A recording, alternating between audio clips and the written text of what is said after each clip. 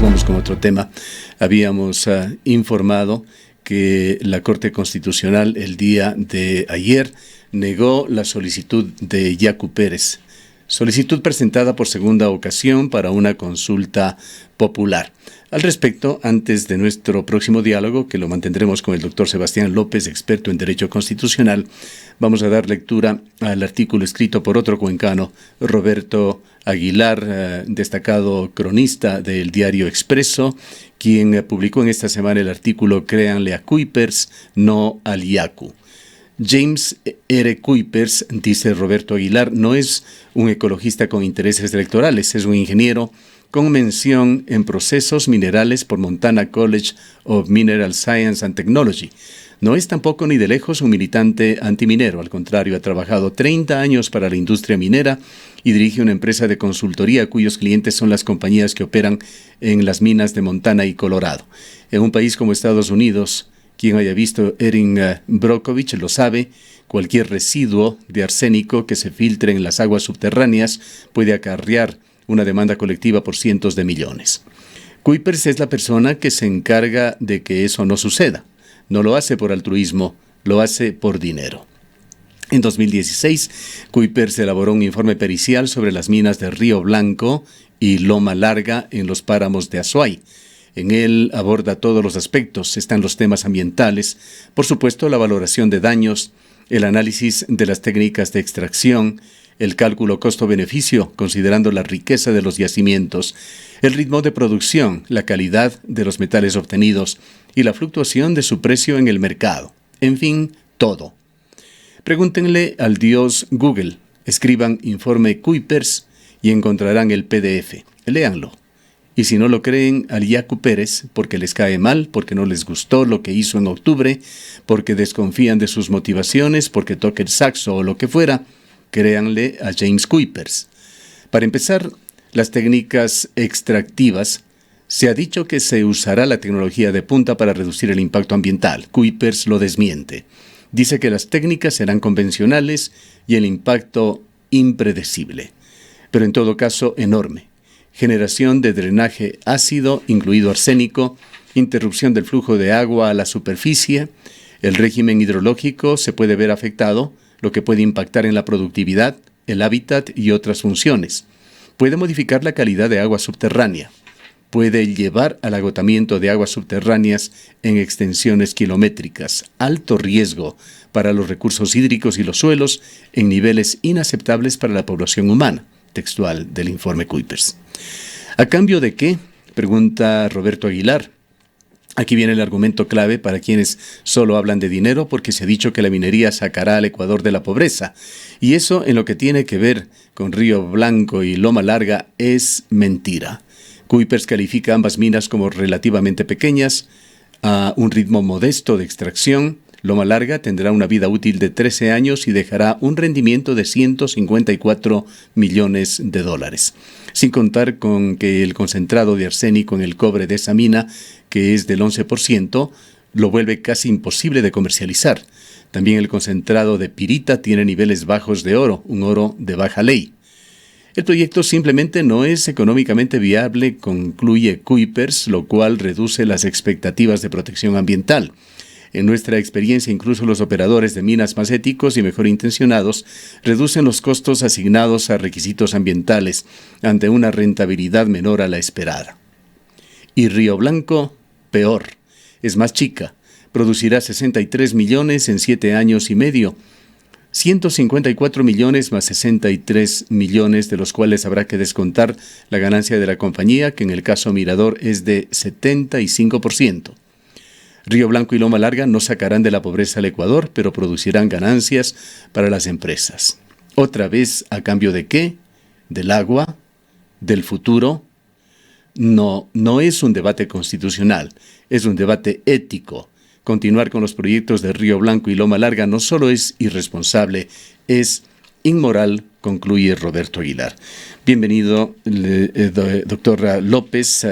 El doctor Sebastián López es experto en Derecho Constitucional, es catedrático universitario en la Universidad de la Azuay, director de la Escuela de Jurisprudencia, Escuela de Derecho. ¿Cuál es su opinión sobre la decisión tomada el día de ayer por la Corte Constitucional, porque la distancia entre aquello que evidentemente piden múltiples sectores desde la provincia de la Azuay y la imposibilidad de poder lograrlo por los caminos legales. Muy buenos días, Gustavo. Muy buenos días a todos quienes nos escuchan. En primer lugar, una felicitación por poner a la mesa del debate estas cuestiones de trascendental importancia que sin duda coinciden con este feriado de carnaval y que pueden ser desatendidos y merecen el tratamiento necesario. También alarmante lo que acabo de escuchar, este artículo que ha sido publicado y que sin duda llama a una reflexión y a toda nuestra atención. Ciertamente la Corte Constitucional se ha pronunciado una vez más sobre el rechazo a la consulta popular propuesta. Habíamos hecho un estudio, en lo personal hacía un estudio respecto de los procedimientos de consulta popular y veíamos que desde la Corte Constitucional actual, y esto sin que suponga un ataque a la Corte Constitucional, más bien ahí hay otros elementos que subyacen, ningún pedido de consulta popular ha logrado pasar esta primera fase, que es el control previo de constitucionalidad. Recuerde usted, Gustavo, que la consulta popular no es más que un mecanismo de democracia directa y complemento de la democracia representativa, la democracia tradicional, así llamada. El texto constitucional ecuatoriano recoge algunos mecanismos de democracia directa tratando de devolver la participación ciudadana. Muy utilizado, dicho sea de paso, en algunos países del mundo. Suiza quizá es un paradigma en esto. Absolutamente. El ideario de la Constitución ecuatoriana es volcar las decisiones de trascendental importancia a través de la participación pública, la deliberación pública a la ciudadanía. Y para eso ha instituido ciertos mecanismos de democracia directa, como es la iniciativa popular normativa, la revocatoria del mandato, y con especial énfasis la consulta popular. Ahora bien, esta institución de la consulta popular, que ha sido varias veces activada, hoy nuevamente vemos con alguna preocupación que a través de un segundo intento por parte del gobierno provincial, la prefectura de la Azuay, no supere estos estándares de constitucionalidad que son calificados, sin duda son preocupantes. Decimos esto porque la consulta popular, tal cual como se encuentra prevista en la Constitución, puede ser solicitada por el presidente de la República en los asuntos que estime convenientes, por los gobiernos autónomos descentralizados en los asuntos inherentes a su jurisdicción y por la ciudadanía. He revisado el dictamen de la Corte Constitucional expedido el día de ayer y hay que resaltar algunas cosas importantes. Primero, es un dictamen de mayoría ciertamente, pero hay un voto salvado que también merece ser analizado, que es el voto del doctor Ramiro Ávila Santamaría. En lo medular y en lo particular, la Corte Constitucional... Ese detalle no lo conocía. Sí, en realidad son 9 jueces, son 6 votos de mayoría a través de los cuales se niega la consulta popular. Cabe decir que dentro de estos 6 votos de mayoría existen unos votos concurrentes, que es de la doctora Carmen Corral y de la doctora Teresa Núquez. ¿Qué quiere decir esto de votos concurrentes? Es decir, que están de acuerdo en la parte resolutiva, pero que difieren en los considerandos fundamentales del fallo. Sin embargo, también existen unos votos salvados, el voto del doctor Ramiro Ávila Santamaría y la ausencia, en este caso concreto, así lo dice el fallo, del doctor Agustín Grijalva, quien era el ponente que anteriormente había negado también el dictamen de consulta. El juez, pues sería interesante conocer el voto del doctor Santamaría. Sí, así es. Sería interesante conocer, ¿viene este voto motivado? Así es, naturalmente es una exigencia constitucional la motivación de las decisiones jurisdiccionales y existen algunos argumentos que merecen tocarlos en el voto de mayoría, que es el de la doctora Carla Andrade, que es la jueza ponente, y en el voto disidente, en el voto salvado del doctor Ramiro Ávila Santamaría. Ahora, si me permite, para escuchar justamente su comentario sobre lo sentenciado por la Corte Constitucional, permítame dar lectura textual de la opinión que dio, de los razonamientos que dio para negar esta consulta. Primero, con respecto a la primera pregunta. Dice, el planteamiento esto tiene que ver con actividades mineras. El planteamiento en una sola pregunta, tanto de zonas ecológicas diversas como de todas las escalas de la minería, hace que la misma sea compuesta y atentatoria de la claridad y lealtad exigida por la ley. Así es que no provee al ciudadano de la libertad necesaria para elegir. Esto es lo que señala la Corte. Gustavo, quisiera solo hacer una reflexión previa. En el artículo que usted nos mencionaba, se nos decía que la discusión es una discusión ética y no constitucional. Yo creería que pasa por unos dos parámetros de discusión. Naturalmente es una discusión ética, una discusión moral que incumbe a todos los ecuatorianas y ecuatorianas, en concreto a los azuayos y azuayas respecto a la pertinencia o no, pero también es un debate constitucional, y es que hemos visto tropiezo tras tropiezo porque no es posible superar los estándares exigidos por la Corte Constitucional. Aquí, antes de responder su cuestionamiento, Gustavo, también conviene decir que la Corte Constitucional cumple un rol central dentro del paradigma del Estado constitucional contemporáneo ecuatoriano.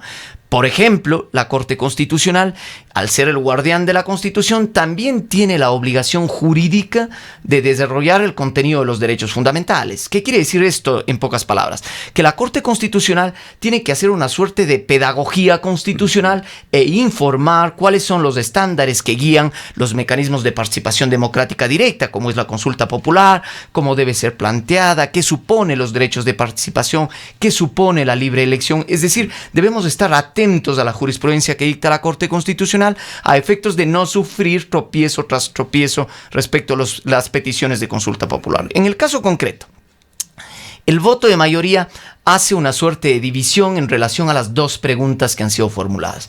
En relación a la primera pregunta, nos dice que la misma brinda información que es de carácter superflua, es decir, que no brinda la información necesaria, que se establecen considerandos que no son completos. Por otro lado, se nos dice que hay omisiones de considerandos que deberían introducirse en la pregunta, y esto influye en la carga informativa que debemos tener los electores como aquellos que nos pronunciaremos respecto del fondo de las preguntas planteadas. Por otro lado, acorde a la Ley Orgánica de Garantías Jurisdiccionales, que es la norma que desarrolla las instituciones de la consulta popular, de las actividades y roles de la Corte Constitucional, nos dice que la Corte Constitucional tiene que hacer dos tipos de control. Un control respecto de los considerandos que introducen a la pregunta y un control propiamente de las preguntas que se formulan. En relación a los primeros, el voto de mayoría nos dice que ni está clara y se trata de una pregunta agregativa, es decir, una pregunta compuesta, que incluye varias cosas respecto de un solo pronunciamiento. Y nos dice que esto viola las garantías de neutralidad y de información y que por lo tanto no supera el test del control de constitucionalidad y tiene que ser rechazada. Por otro lado, en la segunda pregunta, cuando se nos indica que si es que se deben dejar sin efecto todas las concesiones mineras que han sido efectuadas, poner nuevamente supuesto, aquí Gustavo, la argumentación exacta. Dice plantear una consulta respecto de la cancelación automática de concesiones previamente otorgadas comporta un efecto retroactivo que, al ser indeterminado, afecta el derecho constitucional de la seguridad jurídica. Sí, el punto central acá de la Corte Constitucional, y esto hay que decirlo también en el voto salvado, es el argumento referente a la seguridad jurídica. Y es que el cuestionamiento que se hace a la Corte es el siguiente: si el Estado ha otorgado concesiones mineras, dejar sin efecto aquellas a través de un pronunciamiento popular afecta el principio de seguridad jurídica. Pero nótese que deja algo entre líneas y nos dice: esto no puede ser en términos generales, no puede ser que se refiera a todas las concesiones mineras, y dice textualmente la Corte Constitucional, esto hay que evaluarlo caso a caso. Hay una primera observación.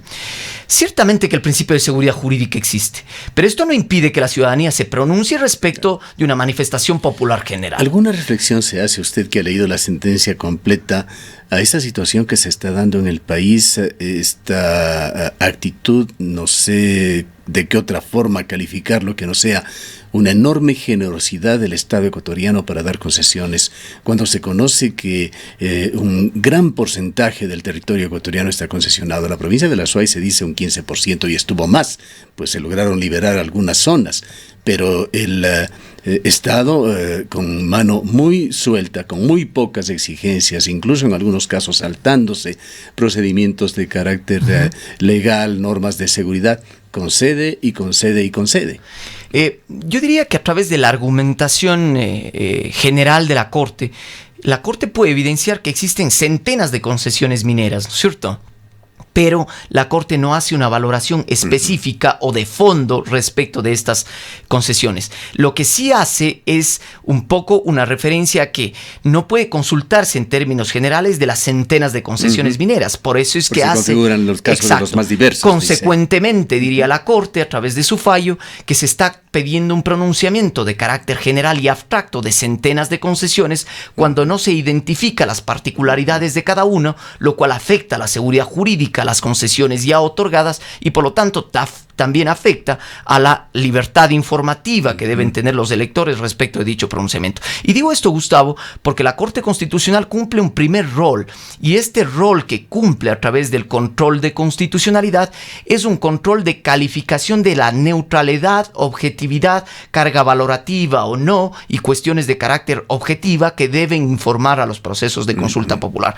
Así lo establece la Constitución de la República en el artículo 104, que habla respecto de las convocatorias a consultas populares, y nos dice que en todos los casos, ¿en qué casos? Sea que la iniciativa provenga del presidente de la República, sea que provenga de los gobiernos autónomos descentralizados, o sea que provenga de la ciudadanía, deberán pasar este filtro formal de control de constitucionalidad. Lo preocupante es que aún no hemos podido pasar este filtro de control de constitucionalidad y nos hemos quedado en este debate constitucional. Claro, si es que la Corte hacía lo contrario, aprobaba, el trámite continuaba. El trámite no es continuaba. Que mañana se hacía la consulta popular. No es que mañana se hacía, pero el trámite continuaba a través del Consejo Electoral y naturalmente lo que supone la activación del proceso de consulta. Pero algo que sí realmente es interesante, yo les invito a quienes nos escuchan, a quienes están interesados en el tema. Yo he escrito algo sobre esto en términos de consulta popular, justamente un artículo que será publicado próximamente, pero también sería bueno, digamos que incorporar a este último fallo, es el voto salvado del juez Ramiro Ávila. Este voto salvado es interesante, Gustavo, puesto que este voto salvado lo que dice es que la Corte Constitucional, en su voto de mayoría, ha hecho una serie de interpretaciones de carácter muy formalista y muy restrictiva. Muy restrictiva porque dice, si bien se debe contar con información necesaria, no es posible pedirle a quienes formulan una consulta popular que nos informen todo aquello relativo a la consulta. De lo contrario, estaríamos pidiéndole a alguien que se encuentra interesado en que a veces, frente a la imposibilidad de recursos, a la imposibilidad de acceso necesario a información pertinente, se le estaría exigiendo desproporcionadamente que nos informe todos aquellos pasajes que deben informar a una consulta, cuando para eso está la Corte Constitucional. Ahí es cuando el juez Ramiro Ávila se distancia del voto de mayoría y nos dice que las preguntas son claras y pertinentes y por lo tanto dejaría abierta para que el debate y la discusión siga efectuándose. Un querido profesor de Derecho Constitucional decía en algún momento que los votos salvados o los votos de minoría son en algún momento los votos del futuro. Es decir, vemos cómo, de alguna manera, primero debe quedar claro algo sobre el debate. ¿Es posible una consulta popular respecto de temas mineros? El voto anterior, que había negado la solicitud de consulta, nos dijo que sí. El voto actual se ratifica en aquello, es decir, es posible la consulta popular en temas mineros. ¿Cuáles las alertas que lanza la Corte Constitucional? Que no se cumplen los estándares que exige la ley orgánica, garantías de información, garantías de objetividad, garantías de neutralidad, no preguntas compuestas, una pregunta relativa a un solo hecho, pero llama sin duda a la discusión y al debate el voto de minoría del doctor Ramiro Ávila, en donde nos dice que sin duda son exigencias desproporcionales y que por lo tanto todas aquellas consideraciones que acusa como defecto el voto de mayoría, sin duda pueden ser suplidas por la Corte Constitucional y pueden ser suplidas a través de los terceros interesados. Vea usted, quienes puedan revisar el fallo, verá usted que hay decenas de amicus curiae, de informes de partes interesadas, que presentan estándares de información a la Corte para que pueda resolverse. Entendíamos que había más de 100, por supuesto, 140. Por supuesto, la Corte Constitucional dice caso. El voto salvado, y con lo cual estoy de acuerdo yo, podría echar mano de estos informes, podría echar mano de estos amicus curiae, podría echar mano de información pertinente que le sirva a la Corte para dar paso y viabilidad a esta En todo caso, la popular. sentencia está dada y se ha dicho que se archiva la solicitud. ¿Es un archivo definitivo? ¿No hay más espacio para esto? Así es, la pregunta es absolutamente pertinente, Gustavo, y muchas gracias por hacérmela. Los fallos de la Corte Constitucional son definitivos e inapelables, Pero nótese que esto se refiere al control formal, es decir, en los términos de cómo fue formulada las preguntas. Esto no quiere decir que existe cosa juzgada respecto del tema de la minería. Lo que demanda un poco esto a la ciudadanía es tener atención respecto de cuáles son los estándares jurisprudenciales que son trazados por la Corte, que deben ser observados por los gobiernos autónomos descentralizados o por la ciudadanía, a efectos de cumplir con los requisitos formales que se requiere.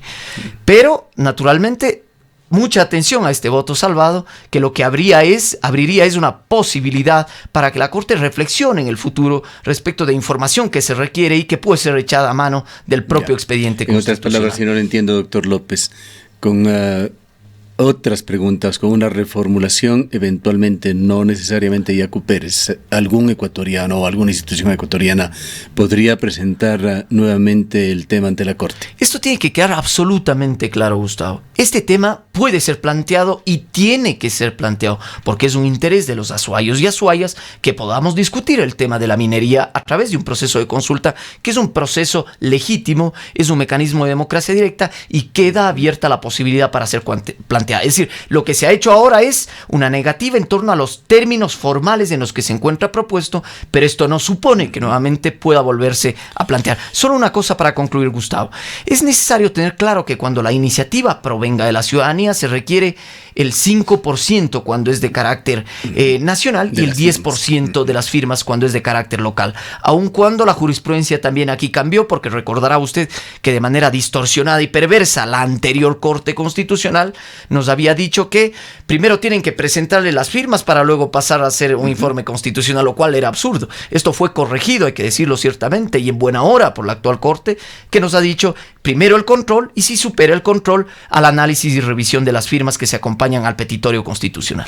Ahora, doctor López, ¿qué influencia o qué consecuencias puede traer esta decisión de la Corte con respecto a los dos principales proyectos que preocupan a los cuencanos y a los azuayos de Río Blanco y Quimsacocha, respectivamente paralizados, el primero por sentencias de carácter judicial y Quimsacocha por efectos de una consulta popular precisamente que se realizó en el Cantón Girón? Lo que tocaría es, digamos, reformularse, replantearse. Esto también contribuye, digamos, a una sociedad deliberativa. Digamos, no tuviésemos este debate que lo estamos teniendo ahora si es que no tuviésemos ese fallo de la Corte. Lo que nos obliga ahora es a informarnos, a preocuparnos más en el tema y sin duda tomar los derechos en serio. Es decir, conocer los estándares jurisprudenciales, poner atención a los casos particulares que se suscitan en la provincia. Recuerde que el otro caso se encuentra también en la propia Corte Constitucional a través de una acción extraordinaria de protección, lo cual también llama a poner los ojos de la ciudadanía en la Corte Constitucional para efectos de obtener fallos motivados, congruentes y coherentes con las decisiones de demanda de protección de derechos. Bien, aprovechando su calidad de experto en Derecho Constitucional, doctor López, no podemos dejar de preguntarle su opinión sobre lo que está sucediendo en el sistema carcelario ecuatoriano. Lo que ha sucedido en Cuenca, aunque está en proceso de investigación, es realmente un hecho macabro que va a quedar entre las páginas más negras de la historia de esta ciudad. ¿Qué es lo que está pasando con las cárceles ecuatorianas? ¿Qué grado de garantía se está dando a los ciudadanos que por el delito que sea pierden la libertad y tienen que ser llevados a un centro de reclusión? Absolutamente preocupante, Gustavo, bien traída esta consideración a este debate. Es preocupante la situación carcelaria en el país, es preocupante que nuestras autoridades públicas, nuestros representantes no hayan tenido una voz activa respecto de la política pública carcelaria en el país. Figúrese usted, es algo que con asombro hemos visto los cuencanos, lo que ha pasado en el CRS Turi.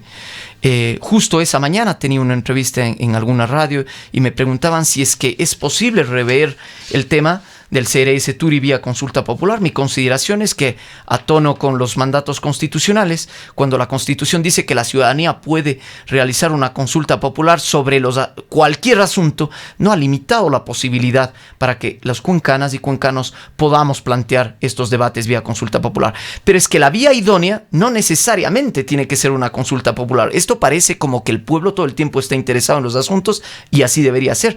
Pero los primeros llamados a tomar cartas en el asunto asuntos son nuestras autoridades, nuestros representantes electos vía voto popular. Y por lo tanto preocupa que no se tomen acciones, que no se tomen correctivos respecto a esta política pública, tanto para los internos que se encuentran privados de su libertad, cuanto para la ciudadanía, quienes con preocupación vemos que día a día suceden atrocidades en los centros de privación. Da la impresión que es un tema que se le está yendo de las manos al Estado. Hoy Diario El Comercio trae toda una investigación no muy profunda, pues no se necesita escarbar mucho, y concluye incluso con nombres, con identificaciones, con alias, en este caso, de que existe una estructura mafiosa dentro de la cárcel de Cuenca. Menciona allí a 3 delincuentes que controlan distintas áreas. Esto es realmente alarmante. Esto veíamos suceder en Brasil, en México, en cárceles de extrema peligrosidad. Cuenca ha entrado en este circuito. Yo diría que eso pasa un poco, Gustavo, porque la política pública tiene que ser una política pública informada, una política pública controlada, una política pública evaluada. ¿Y a qué me refiero? No basta con venir a implementar un centro carcelario en la ciudad de Cuenca y decir, bueno, ahí está un centro, cumple nada más que con los estándares requeridos y listo. Se requiere que frente a problemas concretos de realidad del día a día, el poder público se ocupe de estas situaciones y no tengamos que soportar y ver estos problemas que laceran a la ciudadanía, que laceran sin duda a las personas privadas de la libertad, que preocupan. ¿Qué se puede hacer como sociedad organizada en Cuenca, hablando de los ciudadanos, de sus representantes públicos? Bueno, fíjese que realmente la propia Constitución establece ciertos mecanismos. Las políticas públicas, hay una institución que se llama la Garantía de Política Pública. La política pública, cuando entra en conflicto con otros derechos fundamentales, tiene que ser evaluada, controlada, ejecutada nuevamente. Es decir, y esto le corresponde al poder público ocuparse de manera informada respecto a los problemas ciudadanos, concretamente CRS Turi. Y que para nadie es una novedad lo que está sucediendo en la ciudad de Cuenca y lo que está sucediendo dentro del centro de privación de la libertad. Y por lo tanto, bueno, ocúpese de estos problemas.